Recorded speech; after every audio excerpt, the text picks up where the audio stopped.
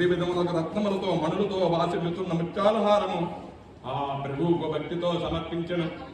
ప్రజ్ఞాశాలి తన శుభలక్షణములచే పట్టాభిషేకం కరుగడైన శ్రీరామచంద్ర ప్రభు ఆ మహోత్సవ సమయములో దేవతలు గంధర్వులు గానం చేసిరి, అప్సరసులు నృత్యము గావించిరి. ఆ శుభ సమయంలో భూమి పైరు పంటలతో కలకలలాడుచుండెను, చెట్లన్నీ పండ్లతో నిండి కనువిందు గావించుచుండెను, పుష్పాలు సువాసన కదజల్లుచుండెను. ఆ పురుషోత్తముడు ముందుగా లక్షల సంఖ్యలో గొర్రెలు, పాడియావులు, గోవులు, వందల కొద్ది పుష్పాలు బ్రాహ్మణోత్తములకు దానం చేసెను. ఆ మహాత్ముడు ఇంకనో 30 కోట్ల బంగారు నాణములు, అమూల్యమైన వివిధ రకమైన ఆభరణాలు, వస్త్రములు దుర్దుడికి పనికి ఇచ్చను. ఆ ప్రభువు సుగ్రీవుడికి మనలు పలికిన ఒక బంగారు హారము బహుకరించను. అది సూర్య కిరణము లేదు ఏలిమంతు దివ్యకాంతుల మీద జన్మితుండెను. ఆ స్థితప్రజ్ఞుడు వజ్రంలో రత్నములతో వైడి విమలతో చిత్ర విచిత్రంగా నిర్మితమైన 2 బుధకీర్తులను వారికుమారుడైన అంగకుమారునికి బహుమతిగా ఇచ్చను. ఇంకను ఆ స్వామి మేలైన మనలతో కూడి ఒక ముత్యాలహారము హనుమంతుని బహుకరించే సీతాదేవికి ఇచ్చను. ఉత్తమమైన ఆభరణము చంద్రగ్రహణం వలె మనోరంజకంగా నుండెను. పిమ్మట ఆ సీతామాత భర్త వైపు చూచుచూ స్వచ్ఛమైన దివ్యమైన వస్త్రములు చక్కని ఆభరణములు మారుగు కానుకగా ఇచ్చను. ఎదప ఆ జానకీదేవి తన మెడలోని కంఠాభరణం తీసుకుని తన భర్తలో సమస్త భాగమును పదే పదే చూడసాగిన.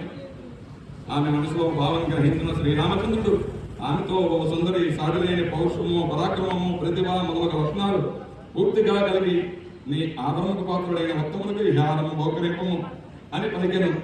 అప్పుడు ఆ శుభాన్ని హారము వాయుసుకునికి ఇచ్చను. కప్పరుడైన ఆ వాయుసురుడు హారం ధరించిన వెంటనే చంద్రకిరణంలో ప్రసరించినప్పుడు స్వచ్ఛమైన నయంతో కూడి అన్న పర్వతములే విరాజలేను.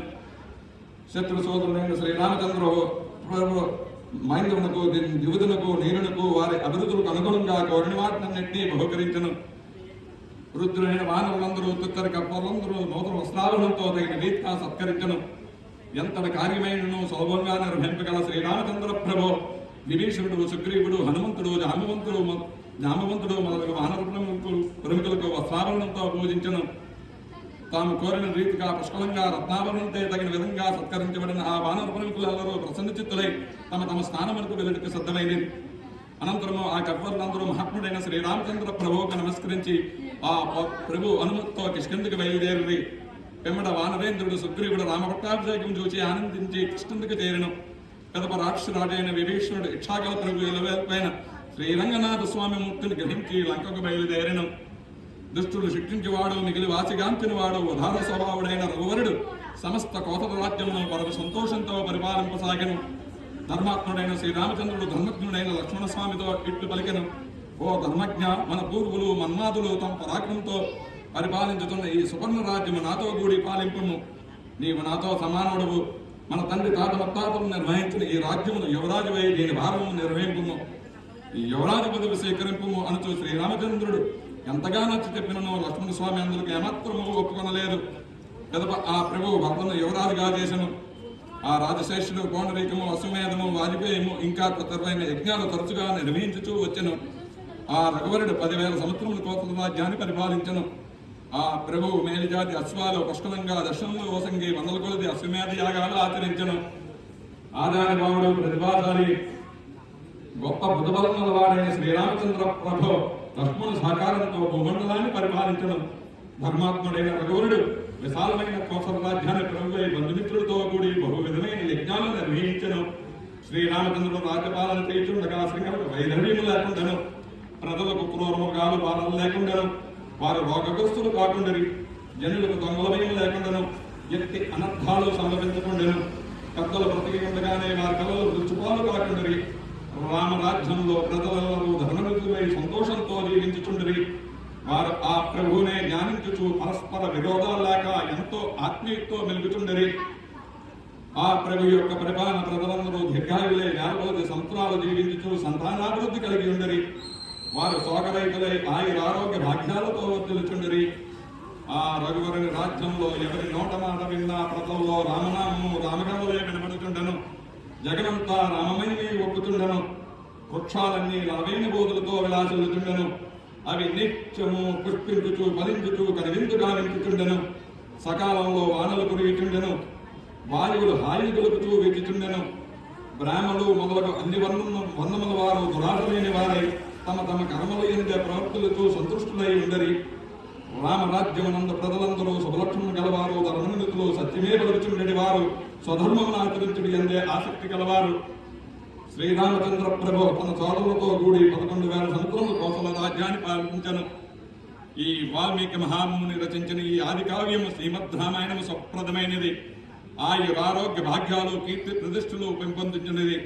ఇది రాజులకు విజయము చేకూర్చును. లోకంలో ఈ కావ్యము పఠించిన వారు, విన్నవారు సమస్త పాపముల నుండి విముక్తులగుదురు. ఈ రామ పట్టాభిషేకం గతం విన్నవారికి సంతానము కలుగును, సంపదలు ప్రాప్తించును. రాజులు శత్రువులు జయించి ఈ భూమండలాన్ని వర్ధిల్లెదరు. ఈ కావ్యం విన్న స్త్రీలు శ్రీరాముని పుత్రుడిగా పొందిన కౌసల్యామాత వలె, లక్ష్మణ శత్రుఘ్నుని కన్నా సుమిత్రామాత వలె, భరతుని కారణంగా కైకేయమాత వలె పుత్రులతో కలకాలము వర్ధిల్లెదరు.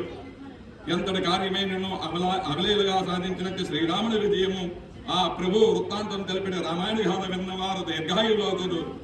వాల్మీకి మహాముని రచించిన ఈ మహాకావ్యము శ్రద్ధగా ఆలకించిన వారు జతక్రోధులై దారిద్ర్యం నుండి విముక్తులగుదురు. దీర్ఘకాలం నుండి బంధువులకు దూరమైన వారు మరలా కలిసి పొందరు. శ్రీరాముని అనుగ్రహం వల్ల వారి కోరికలన్నీ నెరవేరును. రామాయణ శ్రవణంచే దేవతలందరూ ప్రసన్నులు అగుదురు. ఆ శ్రోతల యొక్క కుటుంబానికి దుష్టగ్రహ బాధలు తొలగిపోవను. రాజ్యం కోల్పోయిన భూపతులు రామాయణ శ్రవణ ప్రభావంతో శత్రువులు జయించి తిరిగి తమ రాజ్యాన్ని పొందుదురు. వారికి సకల శుభాలు చేకూరును. స్త్రీలు గర్భవతులైతే ఉత్తమమైన పుత్రులు వడియుదురు. ప్రాచీనమైన ఇతిహాసమ భక్తి సత్తలతో పూజించి వడించిన వారి యొక్క పాపంలో పటాపంచులగును. వారికి దీర్ఘ ఆయురారోగ్యాలు ప్రార్థించును. బ్రాహ్మణులకు సరసాభరణమిల్లి ఆదిద్యోత వృత్తాంతం విన్న క్షత్రియులకు ఐశ్వర్యాన్ని పుత్రుల్ని పొందుదురు. ఇందుకు ఏమాత్రము సందేహము లేదు. శ్రీరామచంద్రుడు సాక్షాత్ సనాతనమైన శ్రీ మహావిష్ణువు యొక్క అవతారమే కనుక రామాయణం సంపూర్ణంగా విన్న వారికి, పఠించిన వారికి రామానుగ్రహం సిద్ధించును. భగవంతు శిరోమణి మహానుభావుడైన శ్రీరామచంద్ర ప్రభు దేవాదిదేవుడైన శ్రీమన్నారాయణుడే, లక్ష్మణస్వామి ఆదిశేషుని అవతారమే. ఈ రామాయణ మహాకావ్యం సర్వసుకరణము, సమస్త ప్రయోజనాలు చేకూర్చును. దీని శ్రవణం వల్ల కుటుంబాభివృద్ధియు, ధనధాన్యాభివృద్ధియు సమృద్ధిగా కలుగును. ముఖ్యంగా స్త్రీలకు ఉత్తమమైన సుఖాలు ప్రార్థించును. ఇతిహాసము ఆయురారోగ్య భాగ్యాలు, కీర్తి ప్రతిష్టలు, సౌభాగ్యతత్వము, బుధకౌశల్యము, సుఖశాంతులు, తేజో వైభవాలు ప్రసాదించును. కావున సమస్త సంపదలు అభిలాషించే సత్పురుషులు నియమనిష్ఠులతో దీన్ని శ్రవణం చేయవలను. ప్రాచీనమైన ఈ రామవంతం మీకు సర్వశుభాలు చేకూర్చుగాక. మీపై శ్రీమన్నారాయణ ప్రభావం మిక్కులు ప్రసరించుగాక.